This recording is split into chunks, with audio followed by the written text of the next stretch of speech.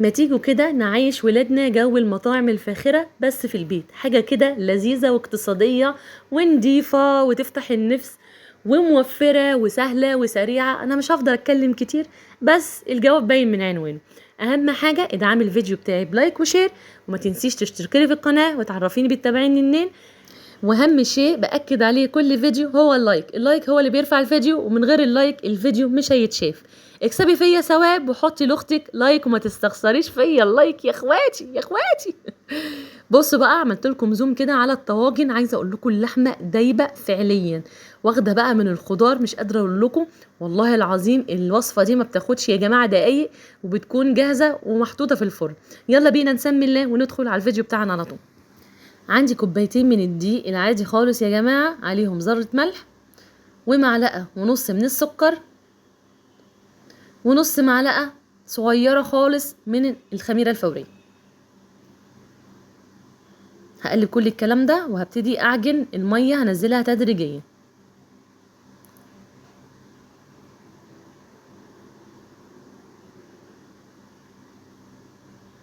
هفضل اعجن لغاية من العجينة تتلم معايا وتبتدي اللي هي تنعم او تبقى كرة واحدة.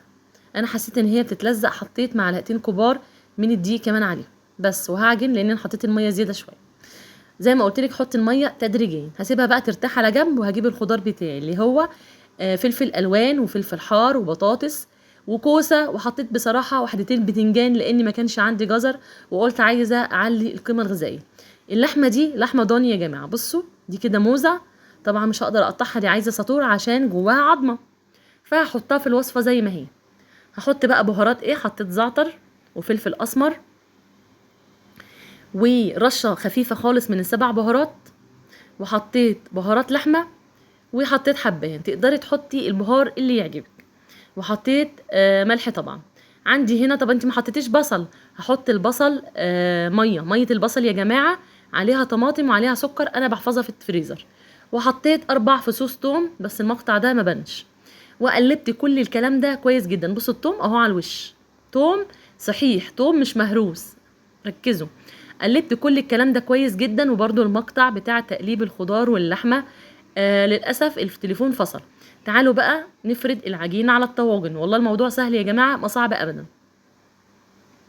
هنا قطعت كورتين، وبعدين افتكرت ان انا عامله 3 طواجن، فهقطع الكوره الثالثه 2، بس مش مهم. هفردها كده فرده خفيفه،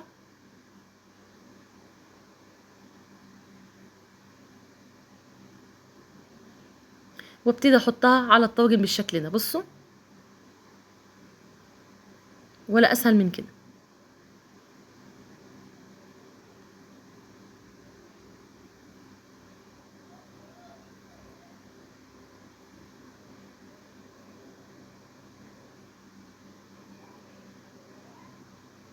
والطاجن التالت نفس الكلام، نفس الفكره.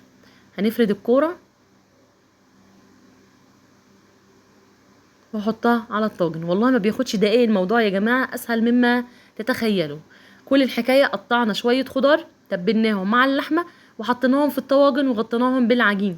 حاجه ولا اسهل من كده. هنجيب بقى بضايه عليها رشه ملح ورشه فلفل اسمر، وهقلبها كويس. بصوا التليفون كل شويه يفصل والمقاطع ما بتبانش، بس مش مهم، اكيد انتوا فاهمين. هدهن بقى كده وش العجين،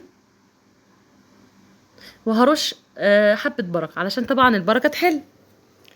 تسويته بقى على نار متوسطة. على الرف الأولاني فوق خالص هنحط الطواجن عشان تستوي على مهلها، ومش أقل من ساعة يا جماعة، مش أقل من ساعة. وبرضو حسب نوعية اللحمة، يعني لو اللحمة بتلو مش هتبقى زي الضاني، مش هتبقى زي اللحمة العجالي طبعا. كل ما تكون اللحمة سنها صغير بتستوي أسرع. عايزه اقول لكم ان العيش ده والله العظيم بيتاكل قبل اللحمه، طعمه بيبقى حلو جدا، حلاوه مش طبيعيه.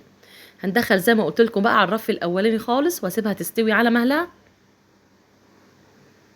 مش قادره اقول لكم بقى ريحه اللحمه وهي بتستوي مع ريحه العيش، حاجه كده قلب بيتي، بسم الله ما شاء الله، يعني ريحه تحفه. هنا بقى خلاص استووا، خلاص الرغيف طالما احمر كده نعرف ان اللحمه من جوه كمان تمام. بصوا برضو المقطع اللي انا بقطع فيه كل الارغفه برضو التليفون فصل، مش قادره اوصف لكم طعم اللحمه عامل ازاي. وكله كوم، والحته الموزه دي كوم. بص بعمل لكم زوم كده على الطواجن وشلت من عليها العيش، شايفين حاجه كده مش قادره اقول لكم. ادعموا الفيديو بلايك يا جماعه.